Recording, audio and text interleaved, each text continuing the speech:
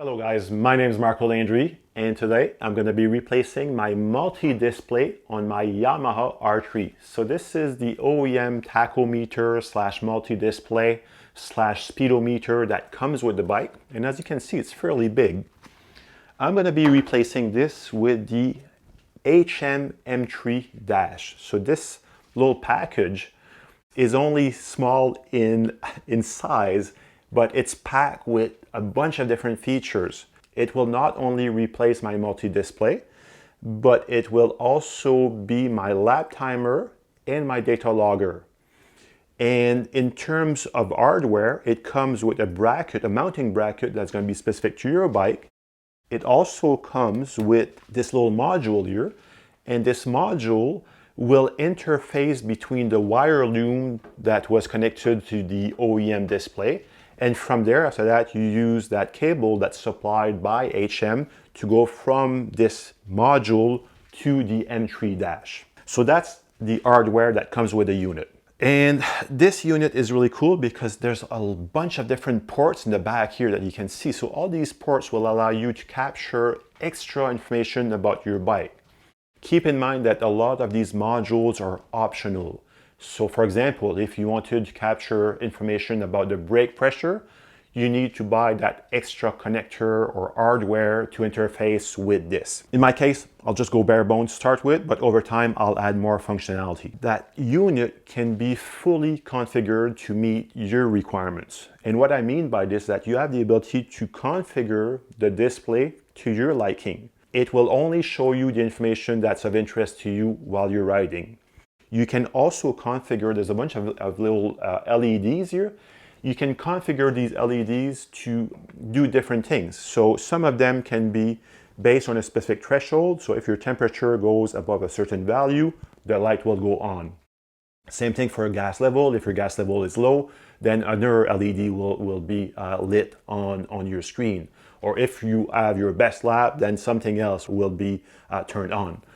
So all of this can be configured to your liking. So I think that's really cool. And all of this is done via the HM software that you have access for free. In order to do this configuration, what you do is that you just simply take that USB stick and bring this to your laptop, connect this into your laptop, and you do all the configuration. And after that, you bring it back here and it will synchronize all those changes onto your unit. This USB stick will also be the area where all your data logging will be done. So all the information captured from these sensors will be stored on this. And when you bring this to your laptop, the information will be synchronized between the USB stick and the local application. And when there's enough bandwidth on your computer to connect to the internet and do a data synchronization, the information will be synchronized between your local machine to the HM cloud. The HM cloud is really where you store all your information, and then you can do the full analysis of your lap time or your segment. So super powerful. It will show you all the different values that are available. So you can see your throttle position, you can see your RPM, you can see your speed. All the information that you'll collect will be available for analysis in that interface. You can also see the lap time of other people on the same track as well. So that's the social aspect of the HM cloud. So in the next few minutes, what I'm going to do is that I'm going to install this on the bike and show you how easy it is to install this. Once we're done with the installation, I'll show you how to configure, and I'll conclude this episode by showing you the HM cloud. So stay tuned and we'll start right now.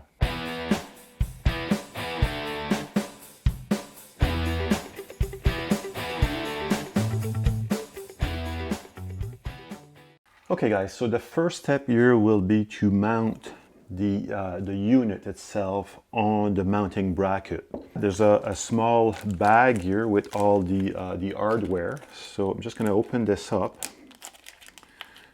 and we will see how everything works out here. So they have these little rubber bumpers here that I'm assuming will fit in between the plate and the unit itself. So what I'm going to end up doing is I'm going to screw all these little bumpers in the back here, and then we will mount this on the plate itself. So as I mentioned in the introduction, I mean, this is really cool because it's going to be such like a space saver and a weight saver on the bike, because you don't have to worry about having this extra lap timer that you need to figure out how to attach it on your bike. So you either need like a bracket or some Velcro. So no more of these things now. Everything is going to be combined into this one single unit. All right, so I'm going to mount it like this here. So this is how it's going to look like. So now that all these little 4 bumpers have been mounted in the back here, the plate will go like this on top. So I'm going to line this up properly, and with a 2mm wrench, I'm going to screw this in place here. So it's very delicate, very small, so take your time. Don't cross-thread anything. Make sure that you don't over-tighten any of these little screws either. So one cool thing about this as well is that you have all these ports in the back here. And these ports will allow you to collect additional information or log additional information while you're riding. So there are 2 ports for the wheel speed. There are 2 ports for the front and rear suspension. There's a port for brake, a port for oil, temperature, FI as well, which I'm assuming is fuel injection probably. So you have all these different ports where you can gather extra information. So in my case, I'm not going to use any of the extra logging options for now. I'm just going to start with the bare bones. And I might at some point soon just add the brake pressure sensor and also the different pots for the suspension. So if you are like me and based in North America and you want to buy one of these units, Spears Racing is the place to go. They are the main distributor for Canada and the US. So Spears is always great. They have great service. They ship quickly. And the owner, his name is Greg Spears. So lots of respect for this guy. He's been in the business for a long time. Really knows his stuff. I've had the pleasure to talk to Mr. Spears a few times. Super awesome guy. Will gladly share some information. So call him, pick his brain. And if you need one of these units or the HM quick shifter, Spears have you covered. So now we are ready to mount this on the bike. So let's go over to the bike and finish the installation process. All right, guys. So I've mounted the bracket on the unit with the vibration isolator. So you can see the vibration isolator are in between the bracket and the unit. You also have this little unit here, and the dash interface will connect on your OEM display cable. And from there, once this is connected, you will link the dash interface with the M3 dashboard with the CAN cable here. So you got 2 cables and one of them will be labeled as CAN. And you will only use the other one if you're not getting a good GPS reception. So if you have any problems with GPS reception, probably means that you have some extra noise, and that will isolate that noise, and hopefully you'll get better reception after that. I'm going to connect the dash interface on that cable here, and there's a side to this. So once you know which side or which way to connect it, you'll hear that little clicking sound that you just heard. And from there, this CAN cable here, you'll connect this. They're both female ends. I don't think it's going to make a difference on which one is which. I'm going to connect this into the interface here. And from there, we're going to connect this wire after that in the CAN port in the back of the unit. Before I do any of this, I just want to make sure here that my cable will be secured properly and won't get in the way when I install this, and it will be tucked under the race body properly. What I'm thinking here is that I can probably reuse this little rubber boot here And what I'm going to do is I'm going to take a little knife, slice a little hole, and then I'll be able to put this cable through, and then I'll zip tie this in place, and it should allow me to have a nice and covered connection here. So this is what it's going to look like here. So you can see that that cable has been routed through, and I'm going to zip tie this here in place, and the display will simply be connected via these two holes here on both sides of the bracket. And don't forget that this bracket is specific to your bike model, so if you have a different type of bike, then you might have a different type of bracket, obviously. So last evening I experienced the HM support. I had one quick question about this extra wire here, so I emailed HM, and they're based in the UK and I'm based in Canada, so obviously there's a bit of a time delay, but they responded super quickly. Super good service. I was also asking about a list of tracks that are preloaded in the unit. Unfortunately, they couldn't give me an answer for this. They just said that they would get back to me.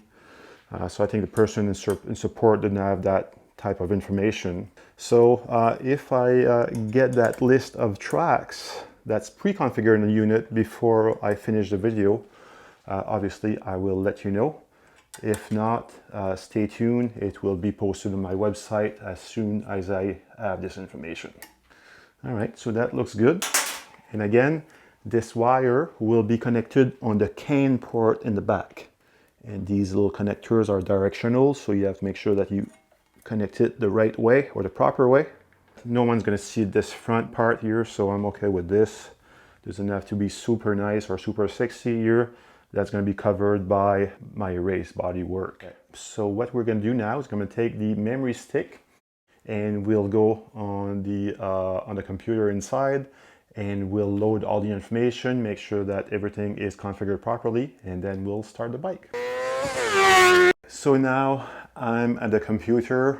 You'll have to do this on a PC. You could also do this from your Mac if you're running a virtual machine on your Mac. Before you do all of this, you have to do a few things. You will navigate to www.hm-.com.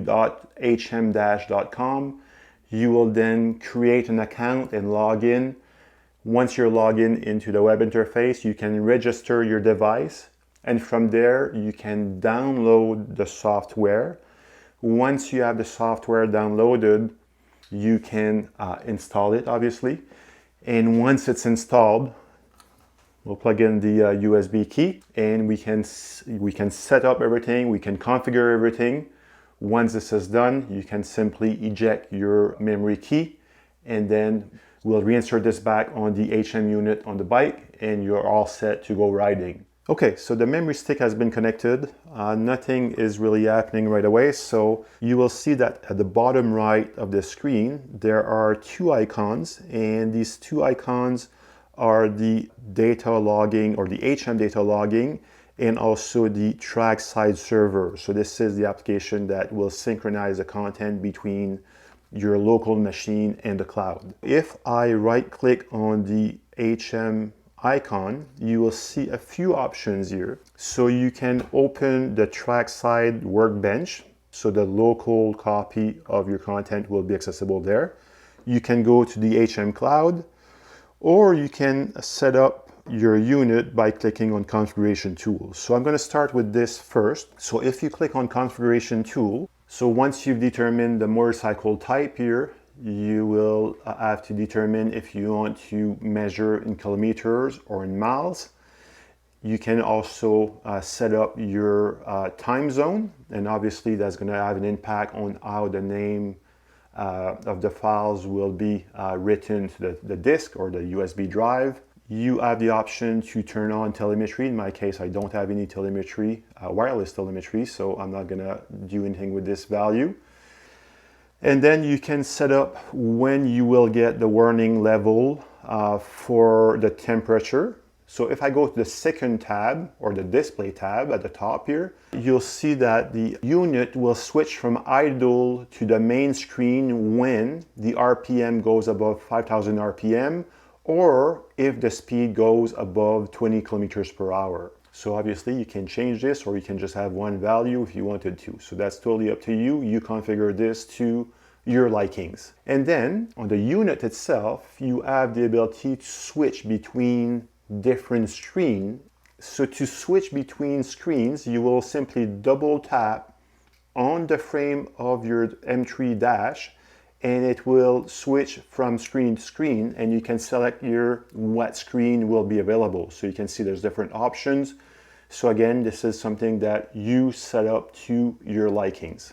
And the warning icons for the LCD, so you can see here that there will be some warning icons on the LCD, not the LED. This is specifically for the LCD. So I'm going to show a little warning icon if the temperature is above a certain value, and if the oil pressure is low. And obviously I don't have ABS, so I'm not going to worry about this. And I could also have a low fuel warning. In my case, I'm not going to be worried about this. I'll show you why in a few minutes. The last option here is that you can set up the backlight brightness on the LCD display. If I move over to the LED tab, so here it's interesting because you can set up at which RPM the LED will light up. So for the first level, you can see that at 4,000 RPM, my first LED light will go on and it's going to be yellow. And then for the second LED will be lit when I get to 5,000 RPM. And obviously you can go up to your top RPM and configure what will happen when you get to a certain threshold. And I really like the next option as well. This is a warning that tells you if you are over temperature, or if you add your best lap or low fuel. So all of this can be configured. So 4 different options here to let you know what's happening. So that's going to be a color LED that will be flashing or that will be lit up when this condition is met. At the bottom here, you can see that we can adjust the brightness for those LED lights as well. Logging here, you can determine when you will start logging information and what type of sensors are on the bike and what you will collect. So in my case, I don't have any extra sensors, so I'm not too worried about that specific screen. Same thing with the next screen here. This is not an option that's supported on the R3. Okay, so for this specific splash display screen here, it gives you the ability to upload your own custom image onto your splash screen for your display. When you do this, you have to make sure that your file size is 128 pixel by 64 pixel high, and the bitmap format is going to be 1 bit per pixel, or it's going to be a monochrome image basically. And once you have this file design, you can simply upload it onto the unit. So in order to do so, here if I go onto my load and convert from existing image on computer, so I can load an image, so I can simply navigate to a specific folder, and here you can see that I created my own logo. So if I open this, now you can see that it's not very pretty, but that's what's going to be displayed on the screen when I power up my unit. And once you are done and you like this file, you simply click the right USB flash drive, and this file will be uploaded and will overwrite whatever was in that specific folder. And then you have the ability to do a reset. So that's it, folks. This is really a simple process to configure some really advanced options that would not be easy to do with any other unit. So super cool, super easy. Okay, so once you're done with this, it's very critical that you eject your thumb drive properly. So in order to do so, you simply navigate to your PC, and you'll see this extra drive here. The drive layer might be different in your case, but once you see the HM drive, you simply right click on it and eject it. And once it's no longer on the screen, it's saved to pull the drive, and now you're ready to go back to your bike and see if everything's been configured properly. But before doing so, let's go over a few other options here. So I mentioned earlier that you also have the ability to go onto the social website. And what's really cool about this here is that if I open this here, this is the hm-.com website. Once you log in on the screen, you'll see the number of friends that are linked to you or that you can see, and they can see your content. You can see some updates here. So I'm friend now with HM Cloud Support and Demo Rider. So these are the two friends that have added me as part of their friends. And there's some information on how to register the bike, record your first session, and you can also search for more friends. On the right hand side of the screen, you can select the type of bike that you have and select a specific track, and you can see the overall times for different users that are sharing their information publicly. So here you can see that Luke on a ZX10R did a 129, and then we have Garrett on the R6 that did a 129.887. So some of this information is available for some tracks, not for all of them, and you can look at different groupings for small bikes, for sports bike, for super bikes, and for the specific model that you've selected here at the top. So in my case, for the R3, there's no times there. So in terms of track list, I was wondering earlier what was the track list. I believe this is the full track list here, so you can see the various tracks that are available. But again, keep in mind that even though your racetrack or your favorite racetrack is not listed there, you still have the ability to use this HM unit to track your time. So the HM will pick a specific point on the track, and when you cross this point, it will calculate the amount of time it took you to do a lap. And you have the ability to reset this point on a map as well. You also have the ability to look at all your sessions. So in this case, these are not my sessions, but these are some of the sessions that show up by default so that you can explore a little bit and see how everything works. So let's say I wanted to take the Cadwell Park full here. I can click on this little icon on the right hand side, and that will add it to my analysis folder here.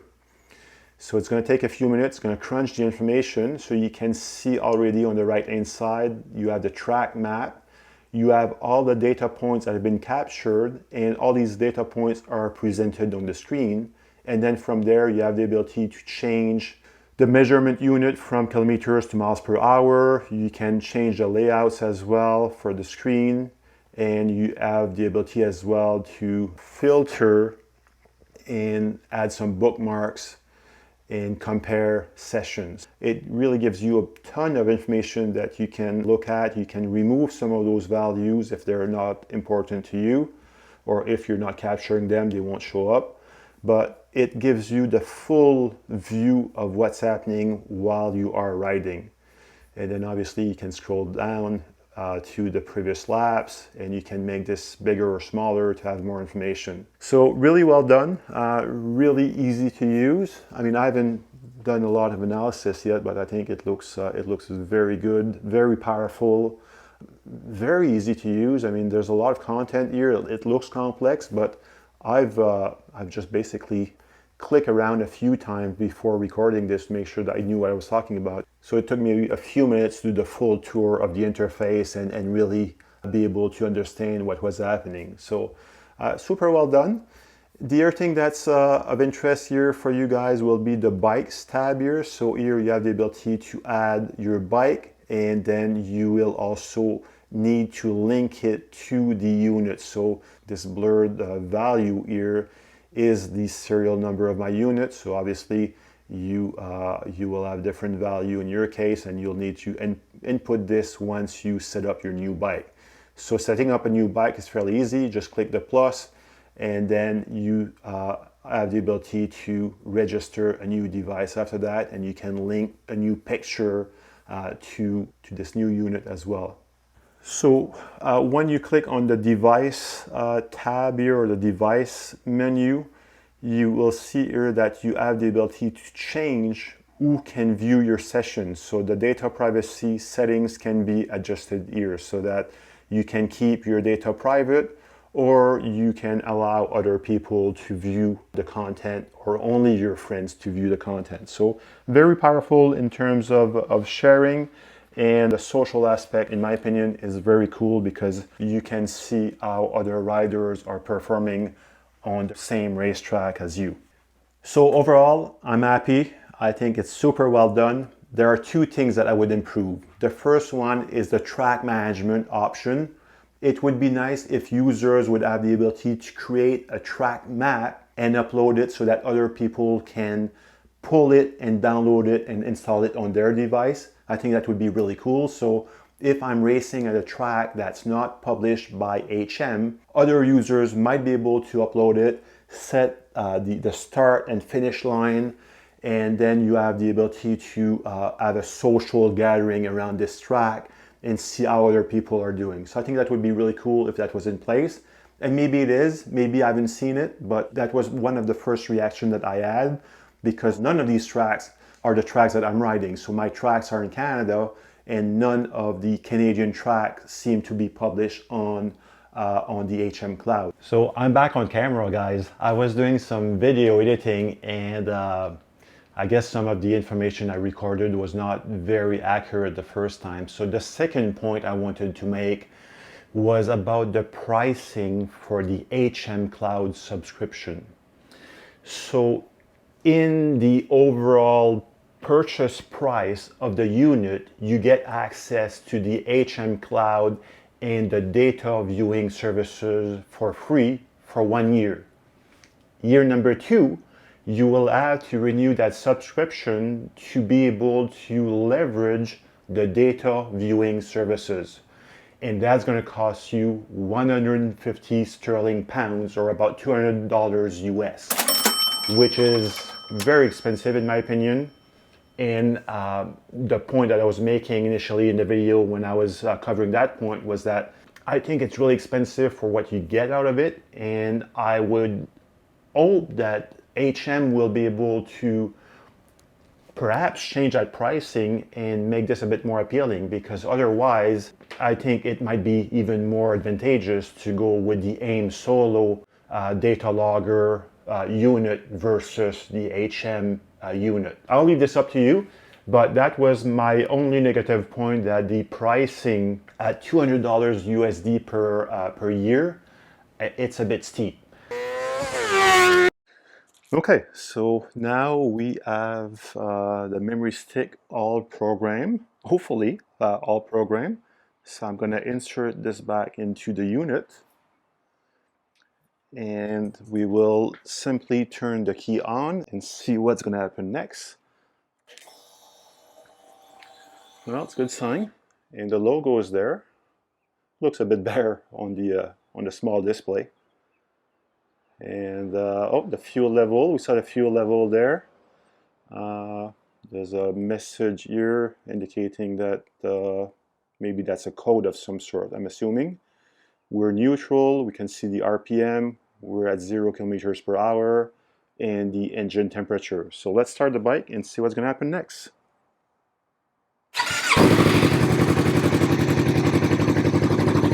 Alright, so we can see the RPM, the gears.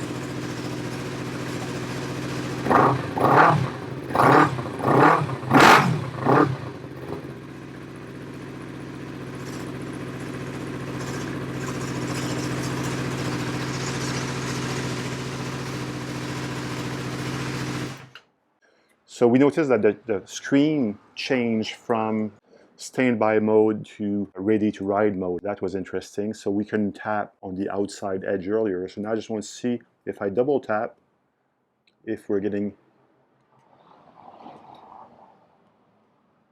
Oh, here we go. So this is GPS information.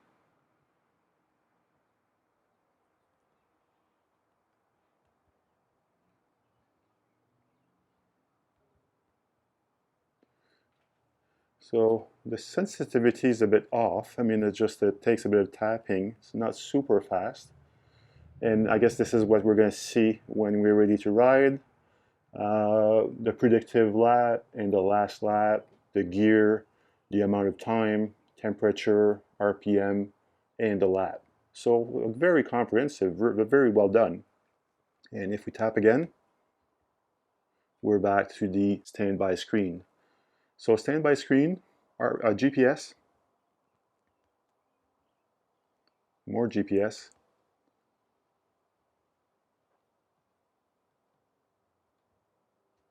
I'm not sure where the spot is where we're supposed to tap. And now the next screen. So I guess we have tapped several times, so there we go. So that's it, guys. So guys, that was it. That was the process to install the HM-M3 Dash. Overall, it was very, very easy. Nothing complex about this process. It's just really about replacing the old dashboard and plugging in this new M3 Dash. And you saw the configuration process. It's super easy as well. It took me no more than 10-15 minutes to understand and to be able to configure everything properly. So overall, that process should not take you more than 45 minutes once you remove the fairings. I've mentioned this in the video. My only negative comments were really about the ability to manage the track maps and also the price of the subscription model for the HM Cloud. I think it's very expensive. At $200 US, it's a lot of money. So I'd like to know your thoughts. What do you think? Is it too expensive or is it priced just right? Please post your comments below and let me know your thoughts on this topic. So if you have any other feedback, questions, comments, as usual, post them below. If that video was helpful, do me a favor, hit the like button as well, or subscribe to the channel. That would be awesome if you could do that for me. And until next time, stay safe, ride safe, and we'll see you soon. Cheers.